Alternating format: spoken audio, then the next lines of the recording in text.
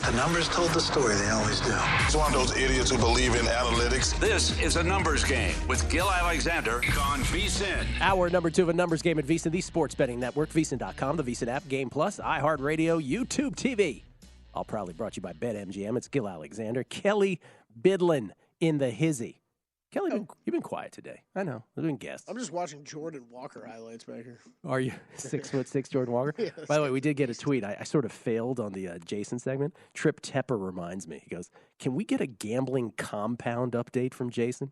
He referenced it a while ago on your show. It was rumored to be close to the Arizona-Nevada border. Jason's idea was to set up a compound of gamblers right there on the border so that we could, bet stuff we want to bet. Yeah, I didn't know he had that idea. Sorry, Jason.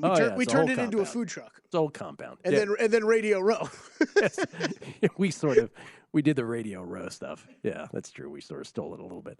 Ladies and gentlemen, it's Thursday, hour number 2. You know what that means? Unscripted with the Crack Man, Bill Krackomberger. Oh,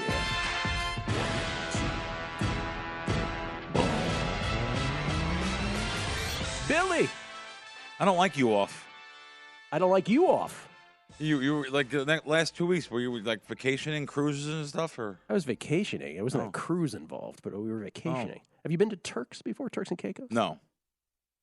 I've been to the Bahamas, that's beautiful too. And a couple of those like Dominican Republic and Curacao, Antigua. Oh, you've been Panama. everywhere. No, like they were back when I was writing gaming articles back in late 90s, early 2000s. I would go to those places every Bahamas year.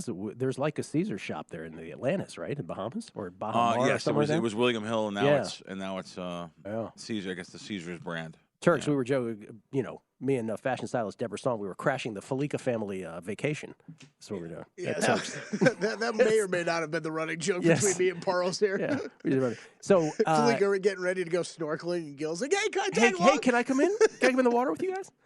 Chris on Fox now, right? Yes, he is. Wow, good for him. Yes, wow, he is. That'd be a great move for him. Is he on the like on the weekends, or is it going to be football season? He has to be like their main guy for college football. He's going to do their college football, Saturday deal like he did at ESPN. He's going to be part of that whole broadcast. Great. And he's going to do a whole bunch of betting stuff as well. Oh wow, that's awesome. Yeah, that's awesome. Good move for him. I'm so happy for him. Listen, I said before this segment with you or this hour with you today, I was like, hey, usually we're completely unscripted. Today we're actually 3/4 unscripted because you had a tweet earlier, and you have brought up this gentleman. I want to say once, one time before, yeah. But this is at Bill Krackomberger with a K. R.I.P. to the best coin flipper in the world. The things I seen this man do with coins. 108,000 views. Yeah, 108,000 views. People. He would tell you to. I never look at that photo. I found it on my phone. Never knew it was there. Oh, wow. And he's actually in his hand. He's holding a heart. Like he's shaped like a heart. Yeah, he is upside down heart. Let me finish reading your tweet. So I'm sorry. Go ahead. No, it's okay. He said he would tell you to use your own coins and flip them. He won millions of dollars flipping people, laying 6 to 5 or even more. He smashed so many people, including some of the sharpest in sports. He actually won tens of millions. That's wrong. Tens of millions. Okay. First of all, do we want to tell the gentleman's name or do we not want to? No. Okay. I'd rather not. Okay. You know what I mean? He passed, and let him rest in peace. And did he? I never talked about him in public because, you got to. I only brought him up on the show when I didn't hear from him for a year. Yeah. And his phone number changed. And this is a guy that used to call me all the time. I thought he might have passed then. Yeah. But I knew his son, and I was like, wow, I can't believe his son didn't call me or find my number or something. Because, me and his dad would have conversations for hours. He's one of those guys that have conversations. You look at your phone and you say, this can't be an hour. I haven't done this since high school. So especially now, this time in my life, you're looking down. I mean, honestly, the only conversations in my life, believe it or not, you'll be shocked. Andrew Dice Clay, who I'm friends with. Andrew Dice Clay, I would look down at my phone, and I'm like, Andrew, 3 hours. I haven't done this since 10th grade when I was trying to bang abroad. I said, this is 3 hours, Andrew. I know. I know. We're gonna finish. Like I know. I said. I mean, we're gonna have to work on your phrasing on some things here. Sorry, that's okay. No, that's all right. No, but I mean, literally though, that's that. I've only with Flipper. I would have an hour conversation. Is that what you called him? Flipper. Yeah. Flipper. Yep. Okay. So let me just clarify because it's funny when I brought it up earlier on the show. Kelley's immediate response was because we had all watched the Last Dance documentary, the Michael Jordan 10-part series during the pandemic, and there was a guy in the Bulls locker room who would flip stuff against a wall kind of thing. Yeah. That's not what we're referring to. No. We're referring to explain. Yeah, this guy was undercover. He didn't want to be known, so I never mentioned him on air because honestly, Yeah. he's going around casinos, maybe looking for some high rollers that want to, flip coins and gamble versus him, and he'll give you 6 to 5. Okay, so this is just heads, tails? Heads, tails. That's it. Heads, tails on your coins, not his coins. So he didn't have And trick you flip, coins. by the way, you flip the coin. Oh, I flip You the can coins. flip it. I'll flip it. He would flip it too, but So you flip it. The coins out of my pocket, Your pocket. I would flip them. Correct. And he would call heads or tails. Correct. And he won tens of millions of dollars. Tens of millions. Yeah, I watched him win. Literally, he won 2 Cadillacs from a car dealership. A guy owned 11 car dealerships. He was a Cadillacs. gambler. Yeah. And he the last one he did that I knew of, I watched him do one, but the other one was he laid $100,000 to a $55,000 Cadillac. Put $100,000 up, $55,000 Cadillac, and flip it up and won. Were people losing their minds when this would happen? Losing their minds. And you know what? At the end, the last 5 years, what I knew him, he couldn't do it at nighttime. He was only a daytime guy, but he used to be able to do it at nighttime. Couldn't do it at nighttime no more. So there was something. Okay, so there was access to the coin. There was something. He couldn't do it at nighttime no more. Okay, so the answer to the question of what was he doing, you say we'd never found out. No, he went to the grave with it. He went to the grave with it. Yeah, and his son called me last night because of that tweet. He found my number, and he called me. He said someone in California seen the tweet, and they called him, and he called me. What would he do? Would he roam the country doing this, or just here in Vegas? Roam the world. The world. And he won money overseas in England and stuff. I mean, anywhere there was gambling people. What is your speculation? So if he could only do it at daytime and not nighttime by the end, was he eyeing the coin beforehand? Listen, he I could don't wanna even tell say- the person's flip ratio, the spin rate. It sounds like maybe there was like a certain amount of glare that comes off the head into the that's tails. what I always don't thought. know. See what Kelley said? That would be my hypothesis. It's got to be something like that, right? But Wait, hold on. Glare? I'm Yes. just saying, if he had to do it during the Yes, day and the light. and not at night, maybe the sun's and there's gonna be hitting the people at coin. home saying, "Oh, BS," and maybe him saying in the last 5 years he couldn't do it was also part of the gaffe.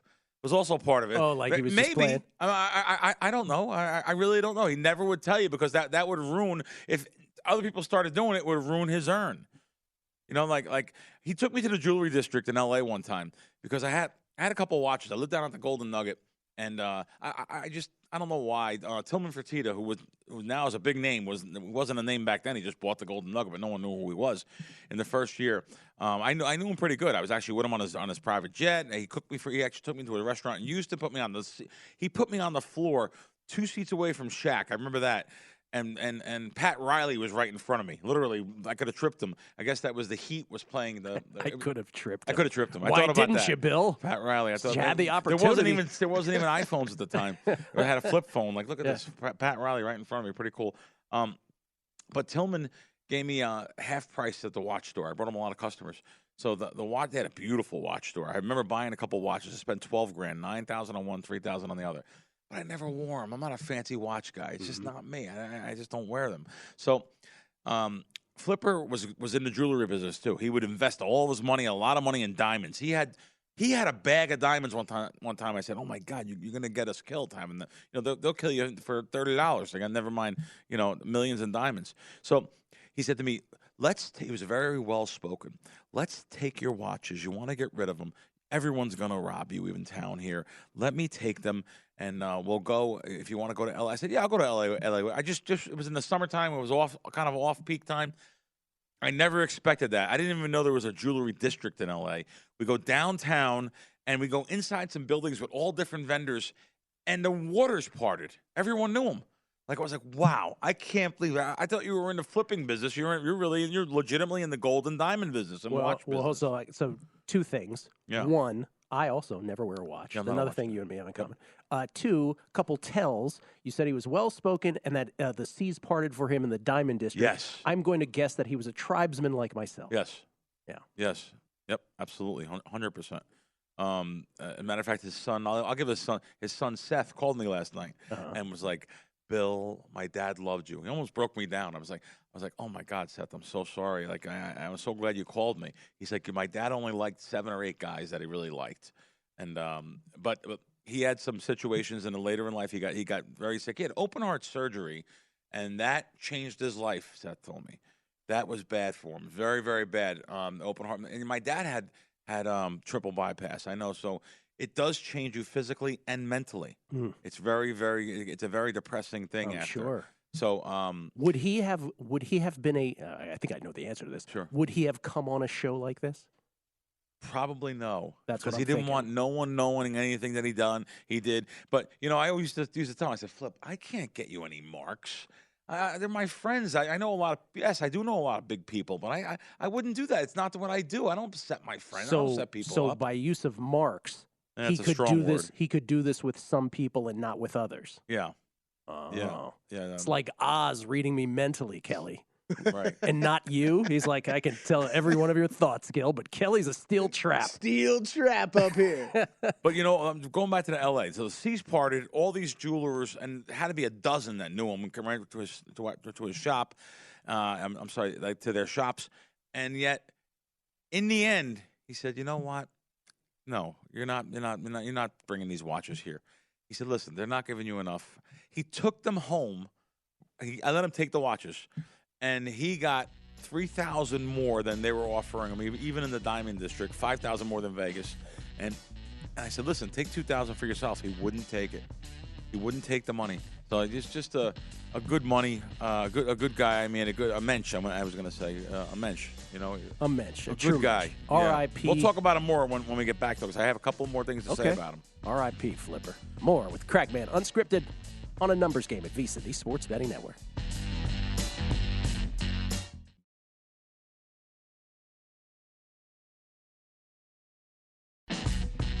A numbers game on VSiN, the Sports Betting Network. Back on a numbers game, Gill Alexander, live from the South Point Hotel Casino, tip of the strip. Michael Gaughan's palace right here in the desert. Kelley Bydlon here, and of course, Unscripted with the Crackman, Bill Krackomberger. We're talking about the greatest coin flipper who ever was, who passed away. And I don't want to belabor it, but I do, I started to talk to you off air about this, but I stopped because I wanted to do it on air, which is the amazing thing about stories like this to me is, and again, we're talking about a guy who won tens of millions of dollars, in case you're just tuning in. A guy who won tens of millions of dollars calling heads or tails on coins that you had out of your pocket and you flipped yourself. Now, I consider myself, Bill, a fairly intelligent human being. Fairly. But my roommate in college, Carl Hollingsworth, also my best friend in high school, he used to say to me, he goes, "Gill, you're like this." And he'd put one hand out here and he'd separate with the other. He goes, "You know all this stuff above this hand like nobody else. You also know all the basics to get through in life, but there's this gap in the middle, man." He would say to me. And so what I mean by that is, if I watched him flip those coins, right, in a million years, I would never be able to figure it out. I don't think I would. Yeah. In the same way that if I'm the dude who goes to like David Copperfield, Yes. where he, let's use the most basic one, where he cuts the woman in half. I'm like, I don't know what he did. Right. I don't know what just happened. Yeah. I'm that dude. Yeah, no, and I talked about, I love stuff like that too, believe it or not. David Blaine, who unbelievably finally has a show somewhere here in Vegas, actually. I watched him 20 years ago on the Atlantic City Boardwalk levitate right in front of me. Outside on the boardwalk. It wasn't like it was in his setting on a stage where he could fix something or set something. The guy levitated on the boardwalk. Like, I thought he was Satan. Sorcery. It's like when Oz Perlman came in here, your buddy, Yep. and read my mind, and it took me a few weeks to recover. Yeah, because you're cynical like me. I'm like, the guy guessed my PIN. Oz came on my podcast, and guessed my bank PIN number, which I've never used my bank card. I'm not a bank card guy. You have to have it though to get an account now. But I never use a bank, even in high school. Everything. I never had to use my bank card. Carry money. Carry cash. Let's get Oz back in here. Yeah, Oz guessed my PIN number. All he did was say is the first digit odd or even, and he took a minute and he got it. Yeah, that's amazing. Sick. So, listen, you said you had another story about this guy, though. No, his finale thing was like he would say, "Okay, bring me 5 coins." So 5 quarters, and he says, "Give me 4 of them. You hold 1." And he says, "Flip the quarter." I flip the quarter up, put it on my hand. I'm like this. He takes those quarters, shakes them in his hand, comes right next to me, and all 5 quarters are the same. I mean, that was the grand finale to like gamble on. I mean, but he says he actually let me feel his hands one time. He goes, Bill, feel my hands. It's like, what the F? What is that? Oh, wait. His hands were like butter, like pure butter. He had I was like, oh my God, how do you? What do you must put like something on your hands every night. I don't want to know what you're doing or something. What is that? His hands were like butter. So now that gave away, he could feel the head or tail.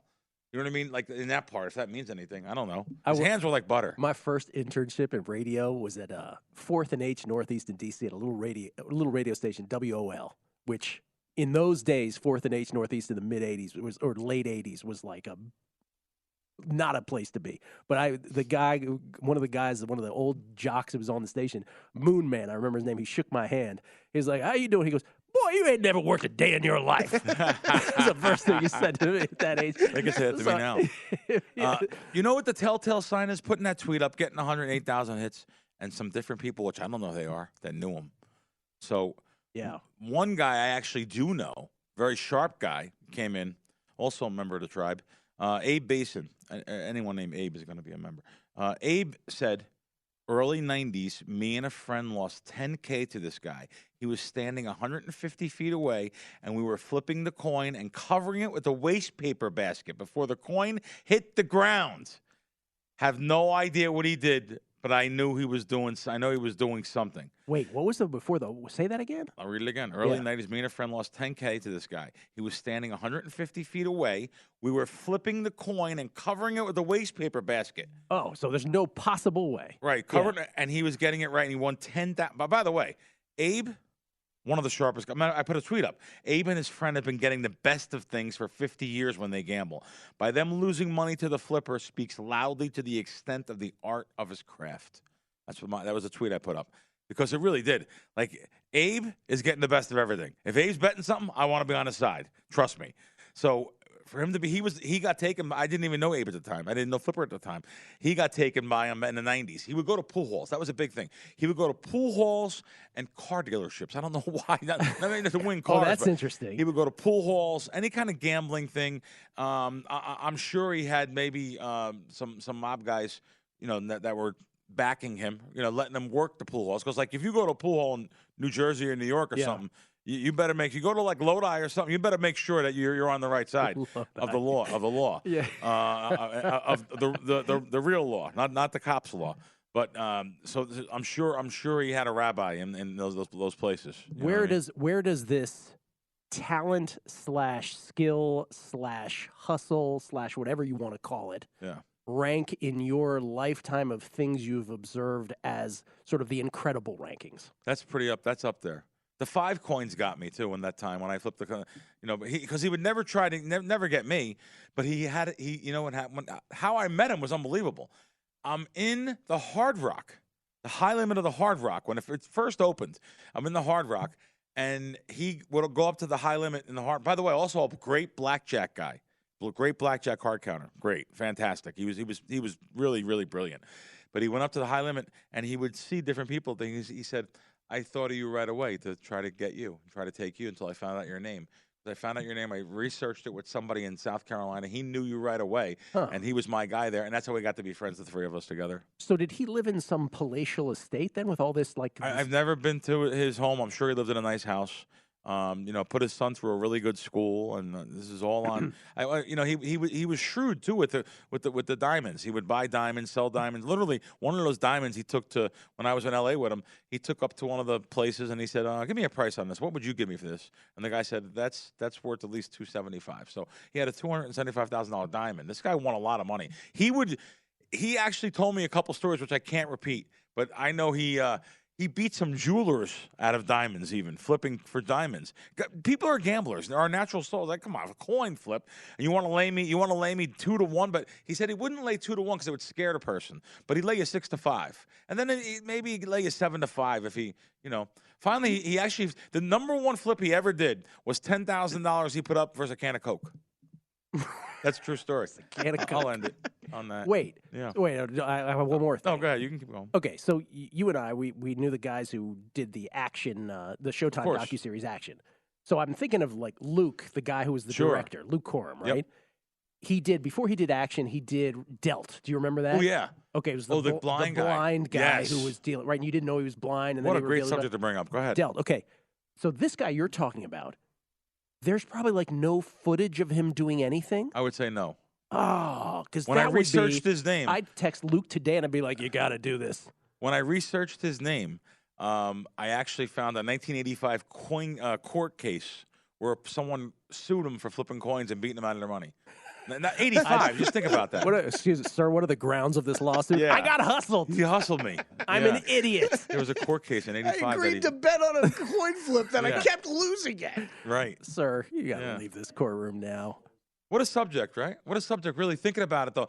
You understand, like, I grew up in pool halls in North Jersey and New York and Queens. And you know, I heard of this guy back then. Believe it or not. This is 1990. I heard about this guy. I was never there for that time when he was in there. He came in there and beat a lot of guys in Elizabeth. In West End Billiards in Elizabeth, he beat a lot of guys in there. And that night, I wasn't there. It's just funny that I wasn't there that night. He came in. And here, you know, 12 years later, I would meet him. And literally say, you're the coin flipper. You were in West End Billiards in Elizabeth. That was you. And he said, I've been in every pool hall, up and down the East Coast, up in anywhere there was gambling, all throughout the Midwest. Pool halls were the best because they're gamblers. They're in there playing pool for $5 a set, whatever it may be, and they're natural gamblers. He said that's where he would find his best marks, his best guys that he would. I hate to call them marks. I hate this to sound so dirty, but there's no other word. But marks is what it is in the end. Yeah. Listen, I feel sad. Obviously, he passed away. I feel sad about that. Obviously, for his family. But wouldn't it have been great if he came in here and talked? Yes, at the end? Yes. I'm a little part of me is miffed at you, Bill Krackomberger, for not have bringing him in before. But well, that's okay. you know, he didn't want that. He wanted no publicity. That would make him lose his money, or maybe guys would be mad at him that lost to him. Yeah, you know? maybe so. And you know, try to. But the part I'm sort of tongue in cheeking with you, but I'm saying the part that I'm a little sad. I'm sad that it feels like this is one of these legacies that will just fade away into oblivion. Absolutely agree. It is. It's like the dinosaurs going extinct. Yeah. There will be no documentation of it. There will be no You would think here, all these years later, someone would pick up a craft like that, but you know, you would think. He took it to his grave. Yeah. People are fascinating, man. Isn't that something? It's just incredible. You know how many times I wanted to talk about it, but I couldn't? And then I finally, after he went off the grid, I said, you know, something happened to him. And I said, let me just talk about him. And then find out that he really passed off. Bill Krackomberger, at Bill Crackman with the K on Twitter. Unscripted, Numbers Game, VSiN, the Sports Betting Network, coming back.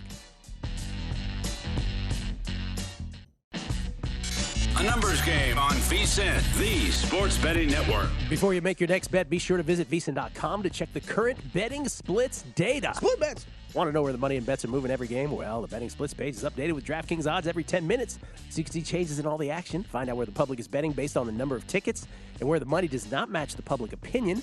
You can check out not just today's action, but future events as well. Betting splits, yet another way that VSiN is here to make you a smarter, better year-round. Check out today's betting splits for every game at vsin.com. Skill Alexander, Bill Krackomberger, Unscripted with the Crackman, Kelley Bydlon. Kelley, you just sent me a picture. New Year's Eve 13 years ago, free drinks for levitation from the guy on the right. What was this? We were talking about that during the break about the levitating. And that was, me and my buddy, one of my best friends in the world, Drew Birch, we won free drinks off a bartender for the entire New Year's Eve because he showed the bartender, who didn't believe him, that he could levitate. And, I mean, we're talking a couple feet, but he's got a little trick thing. Mm-hmm. We drink for free the whole night. It's fantastic. We get that's amazing. We get tweets. That being in the book. Crane Pool. Gill, the demographics of your audience speaks the same language as crack. We gamble, we hang out casinos. We all use those quote-unquote phrases, LOL. Yeah, not on this show. On this show, you can't. Todd Bubba Horowitz. Oh, this is interesting. He said Joe Louis. You remember Joe Louis? Of course. Joe Louis could read the label of a 78 record while spinning. Flipper could probably see the coin while spinning. Well, not when he's 150 feet away, he couldn't. Yeah. But Joe Louis, so let me just, for the old school folks, because Kelley, you might not even remember this. So there was 33, 45, 78. 33 was like a full LP, right? Those were 33s. Talking about vinyl albums. I thought the 78 was a big one. It's not them. 78 was a small one? Well, the 33 and the 45 was the small one. 45 was a small one. That's right. But what those numbers refer to are the spin rate. So 78's the fastest. So Oh, wow. 78 times Okay. in a minute, I guess. Right. So Joe Louis could read the label on a 78? Wow. You gotta be kidding. You know, it's funny. me. Joe Lewis's house. People don't know this here. I went by this house many times. So Joe Louis, he lived right in back of. There's a Maryland Parkway. There's a mall there. I think it's called Boulevard Mall. I think it's called that. In back of that, Joe Louis lived in a house there. Nice house, 5,000 square foot ranch house. Joe Louis lived in that house, and the house. I went by it a couple times because I read about it in an article. Went by Joe Lewis's house. This was the Brown Bomber. This was one of the best heavyweights of all time. You know what I mean? This is a guy who fought for our country, and the government went after him for money in the end. It was disgusting. He This beat guy Max Schmeling. beat Max Schmeling. It was a giant thing when he Yeah. beat Max Schmeling. Hitler was devastated that Schmeling actually paid for Joe Lewis's funeral. People don't know that. Yes, that's true. Schmeling and Sinatra. So I love boxing history. So Me let me too. tell you about this house. So this house he lived in, I pulled outside there, just looked at the house. Before Joe Louis lived in that house, Johnny Carson lived in the house in Vegas. This is back when the Rat Pack was in town here. Carson was on stage a lot with the Rat Pack. Before Carson lived in it, Marilyn Monroe as a kid lived in that house in Vegas. As a kid. As a kid. So this was it's an interesting. I want to take a picture of it one of these days. It's just there, and the area is terrible now. Where is it exactly? Maryland Parkway. You might as well be in war-torn Iraq. I mean, it's just so bad. Maryland Parkway, and I think it's Maryland Parkway and Twain. That area there. I know where it's at. It's on Desert Inn and Maryland Parkway. The golf course where I get my haircut right about there. really, Yeah. you must bring a lot of weapons with you. I was going to say, I spent a fair amount of time around there. Yeah. Wow. Kelly and I hang out there every day. Oh, okay. But anyway, that house, there's a lot of. By the way, there was no East Side. I have someone that I know. It's 81. He's going to be 82 now. He says, Bill, there was no East Side. The town only went to Decatur. That was it. Yeah. And then there was all West Side. I mean, I'm sorry, there was no West Side. There was no West There was Side, only right. East Side. That's it. Yeah. So if you had money, you would live in certain areas, like only a couple areas in town, one of which is on that west side, just over by Palace Station down Rancho. There's Bel Air Estates. There's different. Cher lived there. Ringo Starr lived there. But there's not really many places you can live in town that were okay. That were nice big palatial houses. Of course, the whole town was safe back then too. You slept with your door open anywhere in town. So Where do you go now to sort of recapture the old Vegas vibe? just the Italian American Club where we're going tonight. Yeah. Where we're going tonight? Yeah. No, I got some Sean buddies in McCollum's town. Sean McCollum's. Yeah, he's hanging out there already, Bill. Sean We'll get to McCollum there. getting married there or something? Yeah, I think he is. Yeah. Yeah, he's getting married there. No, listen, my 81-year-old buddy has standing reservations there every week. It's like his table. If he doesn't show up, he gives the guy $100. He gives the guy that owns it $100. I have to thank you. You don't even know. I have to thank you, Gill Alexander, for knowing the owner of the Italian American Club. Is that sick? Wait, He's wait, gonna what? say, wait a minute. What? What? Yes, I have to thank you. I'll tell you why. Meanwhile, I've never been. Oh my Yeah, God. you're like, who? Yeah. When? You're welcome to come tonight. You're welcome. Bro. So Pepperdine's playing. Otherwise, I'd be Oh, there. okay. Yeah. Okay. So we do Action. Gill recommends me to the producers of Action. Did you, Dave Yes. Check, the showrunner? Dave You Check. recommended me. Dave Check, yeah. You recommended me to that guy, and how things are. Pay it forward. You don't even know. So you recommend me there. I do Action. They interview me. They put me on Action, and next thing I know, I'm at the Cookie Jar Show, which is at Paris, which is a legendary lounge act here in town who's since retired. I got to be really good friends with Cookie. I brought him on the Action show. They loved it. I'm at the show, and the owner of the Italian American Club comes over to me with the owner of the Tuscany Grill on Eastern. They both together, they come over to me and said, "Hi, it's nice to meet you. I've seen you on I know you're doing the Action show." Oh, that's awesome. Yeah, this is after the show aired. I actually still go to Cookie Jar Show. And so I got to meet them, and they told me they own the club. Come over sometime, and I'll show you the back room where Frank and Dean and Sammy all ate. So I got to be friends with him, and now and you don't even know. I forgot about it. It escaped my mind. You know what I thought you were going to answer? I thought you were going to say, by the way, Italian American is obviously a great answer too. I thought you were going to say Piero's. Yeah. Which also the first time you and I ever met, we went to Piero's. We did. And you and the owner, I guess the owner of Piero's, whoever was running at the time, Freddie. Yeah. We went upstairs and all those pictures. Whoa, up those there. photos. Oh my God. Oh, that Freddie's office and upstairs is much more historical than the Italian American Club to me. Now, to me too. Now, granted, I went to the Italian American, and it is a back room where the guys used to eat. They used to go in the back door back in the 60s. I understand. But that place is like the holy grail of Vegas. I mean, signed autographs of they have Fat Tony's there on the wall in the robe. Yeah. Sending them a card from jail. I mean, you know, like there's everyone the who's who of not only entertainment world, but of course the mob world. It's just unbelievable. So many pictures of Tony Spilotro in there, you know, and so many. I don't know if you even remember this, but Freddie pointed to a picture. He goes, "Yeah, that's me with Mean Joe Green." I go, "I think that's no, who was it? I go, Franco?" And I said to him, "I go, I think that's Franco Harris." Oh, it's Franco. And he looks at me, and he goes, "Ah, yeah, that's Freddie. Franco, Mean Joe, That's yeah, right. and the way he talks, Yeah. right? He So looked at many me. pictures of him with like, you know, the Mayor Goodman very close to him. Yeah. Listen, the who's who of Las Vegas it's still the place to be seen amongst the old timers. I thought about this though. Matter of fact, you know, I had this kid on my podcast 2 weeks ago. He's got 150,000 Instagram followers. He's got 5 employees. He's 25 years old. Lives in New York. Jack Settleman's his name. He's the CEO of this Snapback, whatever. This kid calls me an old timer. He goes, "Listen, you old timers know." Oh my! I'm like, "You're me?" Oh my! Say, "Jack, you calling me an old timer? You live in Tribeca, right? I got some friends in the Bronx that'll come over and talk to you a little bit about this." He if you called want. you. What does Yeah, he the do? next He's borough. the CEO of what? He's a CEO of a company, 25 years old, has 5 employees. He's a nice kid. He said he called me and John Orlando. He goes, "You old timers know this."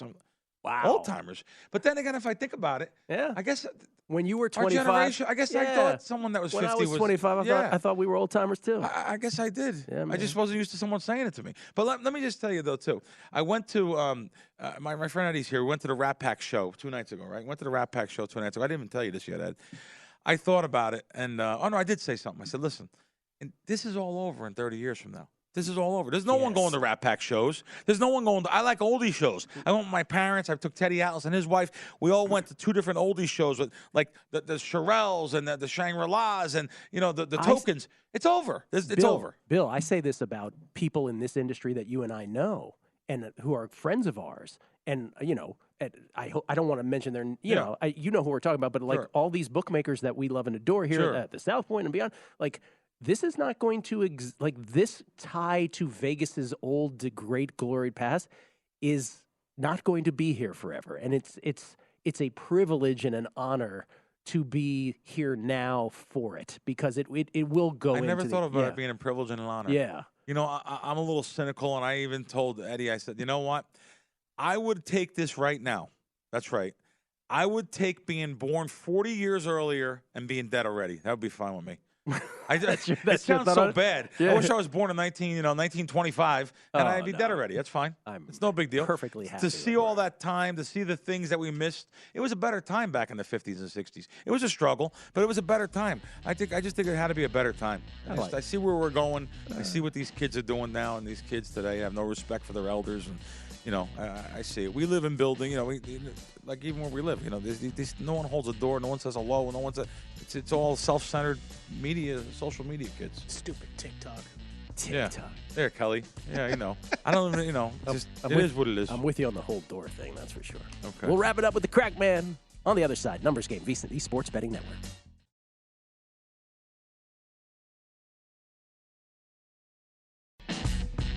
A numbers game on VSiN, the Sports Betting Network. BetMGM, the king of sportsbooks, unleashing the spirit of Las Vegas with BetMGM rewards. Every time you make a wager at BetMGM, you can earn BetMGM rewards points that you can redeem for online bonus credits like bonus bets and bet insurance tokens. Planning a trip to Vegas? You can also convert your BetMGM points into MGM rewards points that you can use towards dining, shows, and hotel rooms at over 20 MGM Resorts properties located on the Las Vegas Strip and nationwide. Sign up with BetMGM or log in today to get an even bigger piece of the action with BetMGM rewards. Eligibility restrictions apply. BetMGM and GameSense remind you to play responsibly and offer resources to help you make appropriate choices. Visit BetMGM.com for terms and conditions. Must be 21 years of age or older to wager. New an existing customer offer. All promotions subject to qualification and eligibility requirements. Rewards issued as non-withdrawable bonus bets. Bonus bets expire in 7 days from issuance. Please gamble responsibly. Gambling problem? Call 1-800-GAMBLER. It's Gill Alexander, Kelley Bydlon, and Bill Krackomberger. Kelley, we have a pro tip. Yeah, we do. I knew we'd get a pro tip in before the end of the week. That's right. We got one in yesterday. We did. That's funny. Keep Jordan Walker in mind for NL Rookie of the Year. By the way, all of our pro tips are still in vsin.com. We didn't mention them on the air explicitly after we did a segment on them. But keep Jordan Walker in mind for NL Rookie of the Year. That per Jason Weingarten. He might not start the season with the Cardinals, but has huge upside this season. That's your pro tip for the show. We do one every hour on VSiN across every show. So that means at least 20 every day. They're all available for VSiN Pro subscribers only at vsin.com, where you can sort them by sport and by show. We get tweets at Beating the Book. Thanks for all the feedback, everybody, chiming in. Tweets. Great tweets. This is Gary Roach. Gill, just curious, do you know, and Bill, this is really for you, do you know if the flipper ever told his son the secret sauce? And the answer was no. I would say he might know. Oh, his son. Yeah, he might know, maybe but he's a very smart kid. He's highly intellectual, like one of those highly intellectual kids that really was a step above everyone. I could just tell being with him a couple times. I was with him twice. I don't think that's his forte. You know, he maybe, but I would think he would tell. But he might know I the would secret. think that his only son, he would tell. I would but hope. he never said nothing to me, and I actually spoke to him for an hour last night. So, Stephen Vegas. On VSiN, there are two types of listeners.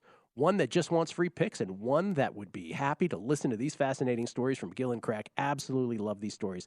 Amazing segment. Thank you, Thanks, Steve. That's all about Bill's recollections of the flipper.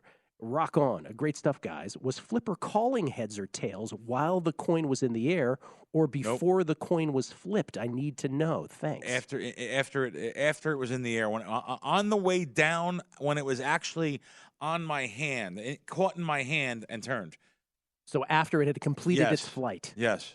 Wow. Yeah. Even like when Abe said the garbage cans. Wow. That's unbelievable. Thinking about that more, like, did he call it when I never asked Abe? I should ask him. I know. That was amazing. 3Jack H3131. Gill, since you can't join Krack for dinner tonight, maybe you can take him to your favorite sushi place. What was the name again? Yeah, people want to know that. I have a text from someone that wants to. Yeah, that's a big thing. Got a good one. So you have a sushi place you won't let people know? This is how you know that stuff you say like lands with people. Oh, because yeah. Dr. Bregman wants to know. Did this one time on the show. I mentioned this one time. Come on. You did it one time. I did it one time, but then you guys kept talking about it. No. Unfair, okay? You did it one time, but you came in here with this, like, impassioned, like, oh, man, Kelley, I had the greatest dinner ever I like good last sushi. night. I'm going to have to find this place. Yada. Yeah. And then we're like, I'm like, great, where was it? And he's like, oh, I can't tell you that. Krack's going to low jack my car. No, I'm just going to pay. Mark Geiger.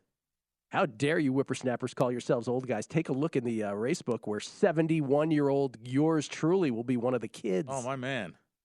Table Max letting us know that Norm Clark, famous. Yeah, look at that. Norm Clark did a blog post on the Carson Monroe Lewis house a few years back. And he posted the story. So at table_Max, you can see the former home of Johnny Carson there, the home I'm talking about. There's a story. Yeah. There's a house right there. And this is Matt Warrior 013. It is a privilege and an honor to listen to you both. Oh, that's very kind. That was like the last thing they said on the Titanic, Matt. I mean, this is a privilege and an honor to play with you guys. I mean, is this it? Is this the end?